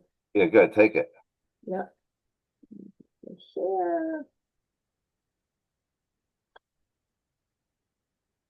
There. Ah, who said wrap it up? I'm sorry, he's just too cute. I can't remember what movie that's from. I was gonna say, I bet you Joy knows. Joy's one of those movie buffs. So again, like, please, please, please make sure you join our project.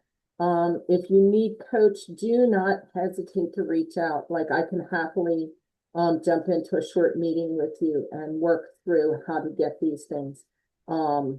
And do it in the batch method, because it does really save you a ton of time. But using the desktop version of iNaturalist is exponentially better for your brain than doom scrolling.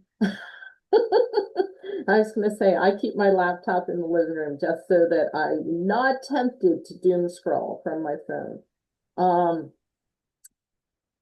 Know that if you want to submit your ticket for a button, I'm going to stop sharing this, and I want to really go through this one step for you.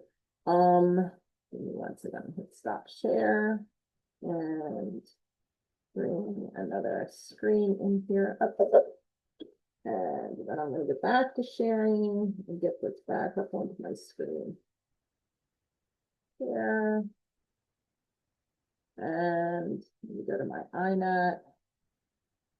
Make sure that I'm logged in. And let me pick one. I'll show you a quick trick. I'm going to my profile, and I'm going to pick on somebody here in the meeting, but you can see that I'm currently following 68 people. And I'm going to pick on Jessica because she's a friend, and I know that I can pick on her and she'll just pick back at me another day, another time. But if I wanted to select on her profile and see how many observations she has out there, I can go to filters, mushrooms, research grade. And then you can hit update search if you don't have to. I'm going to kick it over here, but I can see that Jessica has 153 species that are research grade. If I select that exact hyperlink at the top, that's what I want to go back here and send to Julie. So I would send an email to button ID at westernpennsylvaniamushroomclub.org and, write her a quick little note that says, hey, Julie, I'd really like to be, oops. What did I just hit there? I did not hit slideshow. Let me go back to slideshow. There we go. That you're really interested in being an identifier for the club. So all you do is, you send her a quick little email that says, hey, Julie, this is where I'm at. And then send her that URL, because that saves her some time. She knows how to do it, but at the same time, it gives her, a quick link to knowing who you are. If you want to, and that's just to get a button. If you want to become an identifier for the club, there's a little bit longer process to that. That goes to a board meeting. The board discusses a couple of other things. Primarily, it's how much you are an outgoing individual and are willing to teach and talk to people during club walks. And whether or not maybe you have the background to do that. There's a whole lot of people that are just not interested in hosting meetings or hosting walks. They're more introverted, or they just, they have a heavy work schedule, and they're going, no, I'm perfectly happy with just being, just getting my button updated. So in that, just know that those options are out there and available to you, and that's the quick way to get that. If you want to be a club mycologist, you really need to have, 500 research grade observations above and beyond, really be an outgoing individual that's willing to teach, do things. And that then goes to the other mycologists within the club, and they come to a consensus. as to whether or not that individual is ready to be someone that the Western Pennsylvania Club is happy to have represent us. In that, this is really important. If you're an identifier for our club, it is not the same that does identifications on iNat. So if you know turkey tails, by all means, hop in there and say, oh, good, you know, this is my best friend, and I'm going to pick on Rachel Gallagher because she's one of my mushroom besties.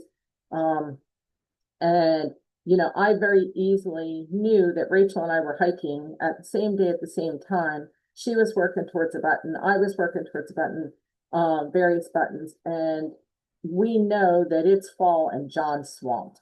You know, help each other out. You know, Isaac and Marlene, I've picked on 100 times during this meeting today, but you guys are right next to each other. If you've been in California, you have really good identifiers that are out there hiking with you that same day, and you feel like you can trust what Isaac put on his iNat and what Marlene put on her iNat, you can verify each other's. There's nothing stopping you from the iNaturalist perspective. And this is of the reasons why the club, whenever we're doing the Button ID program, we have someone like Julie that goes back and says, I'm going to spend a couple minutes. I'm going to look really hard at your observations. If you barely are skimming, you know, 148 observations, we would prefer you get just a few more research grade observations out there, as opposed to jumping in early and having somebody doing walks and hosting things that isn't the same way. And we used to do it that you could submit a spreadsheet or a handwritten list, and that just really got to be tedious. iNaturalist has given us this fantastic means to go about doing these. So we really want to take advantage of the technology that we have. So, and for those of you that are really feeling very, very confident with iNaturalist, know that they actually have an identify on iNaturalist how you can help. You can actually follow iNaturalist on YouTube and become an ambassador similar to myself. I tend to be a little crazy in the head and do a whole bunch of things that I don't necessarily need to do, but it fills my days and my nights. And those of you that haven't heard through the rumor mill, Dawn is going to be a grandma this summer. So maybe I won't be out there doing stuff for you guys as often once I have a grandbaby to spoil. So real quick comment here. Don't forget that it's membership renewal time. I do believe you will be getting an email blast later on this afternoon from me.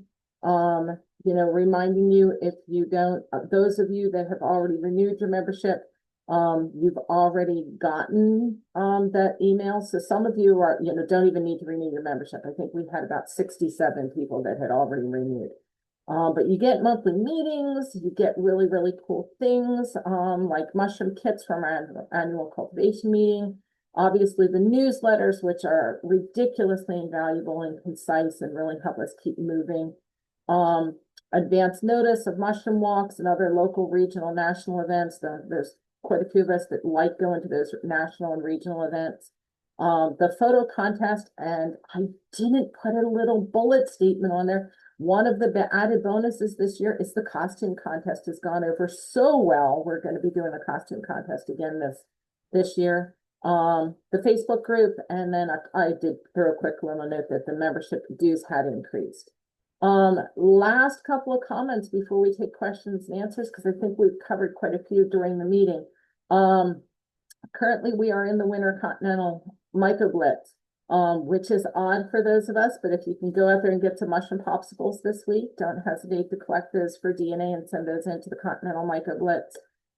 Because we are supposed to get rain, I think effective Tuesday, so all kinds of things will thaw out. Go find those slippery elms and get your Flammulita Blutipes. And then coming up, we have the Strip District Walk, which is of our really ridiculously hysterical and really, really fun events to get together. Coming up in February on the 21st. We'll meet near Wally's and then, you know, hike together along the Strip District looking for what we can find in the stores.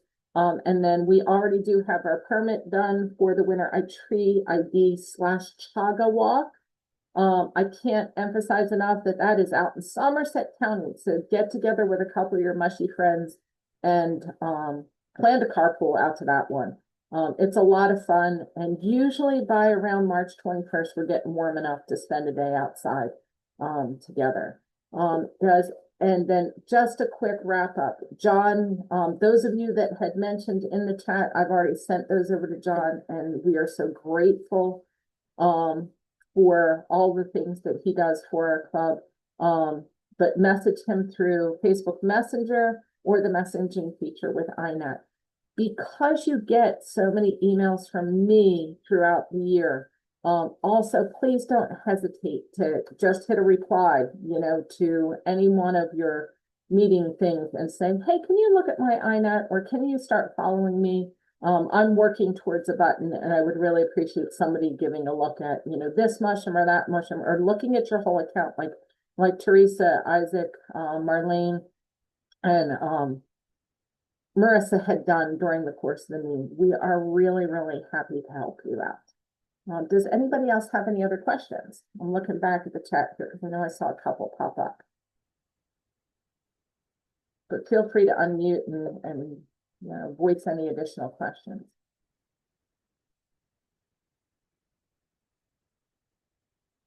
If that is it, I am going to go ahead and stop sharing and wish you all a wonderful and happy Sunday. And can't wait to see you guys all again in the spring. I think the first real walk we have going on that I've heard of so far. Oh, Mike or John, help me out. Where is that at? Is it the Lodge out at the Ridge out in Blairsville? They're doing a tree ID walk. Pine Ridge. Pine Ridge. Thank you. That's what it was. Pine Ridge. I was going to say April 11th is that first walk.